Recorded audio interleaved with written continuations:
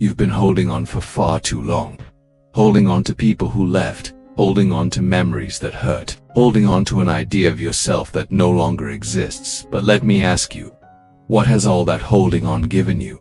Has it brought peace? Or has it chained you down like an invisible prison today?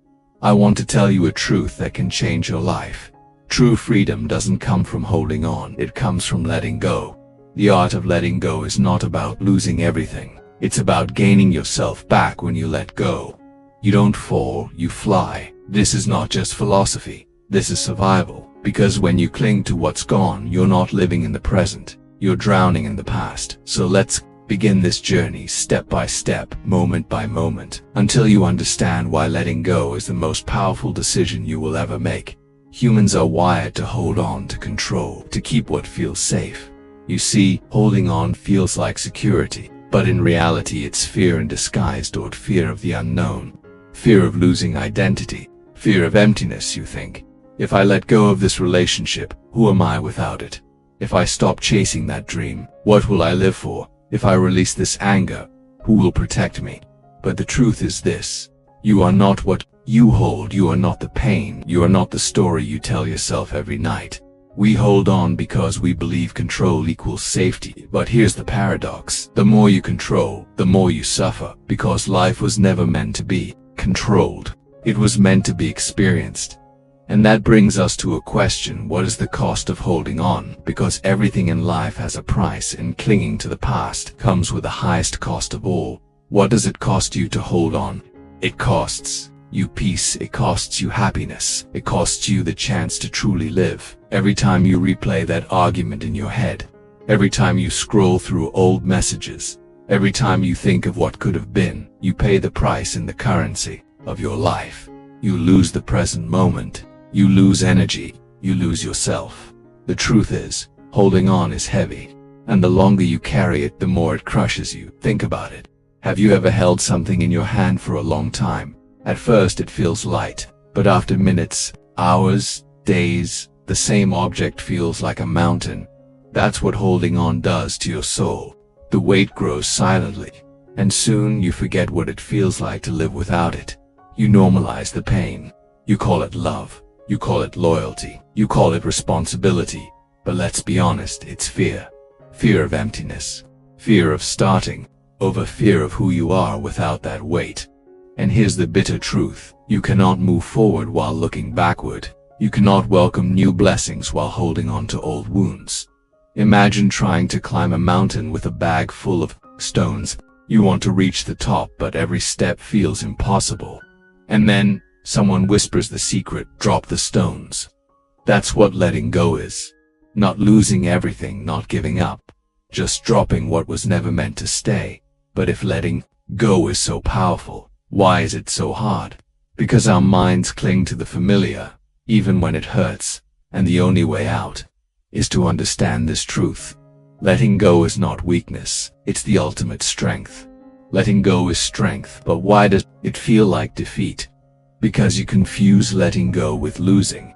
But they are not the same. That losing is when something is taken from you. Letting go is when you choose freedom over pain.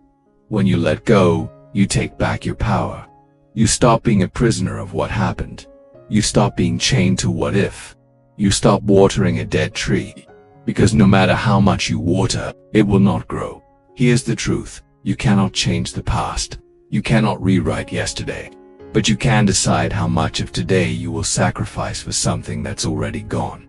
Every moment you hold on to what hurts you, you are choosing pain over peace. You are saying, this memory is more important than my happiness. And deep down, you know that's not true. So why do we keep doing it? Because the mind is a storyteller. It keeps creating stories where the ending changes, where they come back, where you win, where everything makes sense. But life is not a story you can edit. Life is raw, life is real, and the beauty of it is that it moves forward. So stop replaying the past like an old movie. The screen is blank now. You get to write a new scene, a better one where you are free. And the first line of that new scene is this: I choose to let go. Say it out loud: I choose to let go. I choose peace. I choose freedom.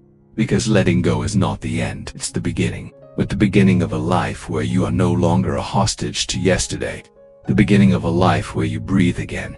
Imagine that weight falling off your shoulders. Feel it, that lightness, that space in your chest. That is you coming back to life. So how do you let go? It's easy to say, but when the memories return, when the pain whispers your name at 2 a.m., how do you actually do it? Here's the truth. Letting go is not one big decision. It's a series of small choices you make every day. Choice number 1. Stop feeding the memory. Every time you stalk their profile, every time you replay what they said, you water the pain. So stop watering what you want to die. Choice number 2. Forgive not because they deserve it, but because you deserve peace. Forgiveness is not saying it was okay. It's saying, I choose to no longer suffer for what you did. Choice number 3. Replace the thought with presence. When the past calls, don't answer. Instead, breathe. Feel your heartbeat. Touch the ground beneath your feet. Remind yourself, I am here now and now is enough. Choice number 4. Detach from the story. Your pain wants to make you the main character in a tragedy, but you are not the victim of your story. You are the author. Write something better. And choice number 5. Be patient with yourself. Healing is not linear. Some days you'll feel strong, some days you'll want to go back. But every time you choose peace over pain, you win. So let me ask you, what are you holding on to right now? A person, a dream that died, a version of yourself that no longer exists. Whatever it is, it's time to let it go, because the weight you carry is not who you are. You were born to fly, not crawl under the burden of what's gone. Close your eyes for a moment. Imagine your hands opening. Imagine the weight slipping away. Imagine yourself free. That feeling, that lightness, that's your real self, the one waiting on the other side of fear. So today, make the decision. Say it out loud. I let go. I choose peace. I choose me. And when you wake up tomorrow, choose it again. And the next day. And the next. Until one day you realize you are not pretending anymore. You are truly free. Life is too short to live as a prisoner of what's gone, so let go and live.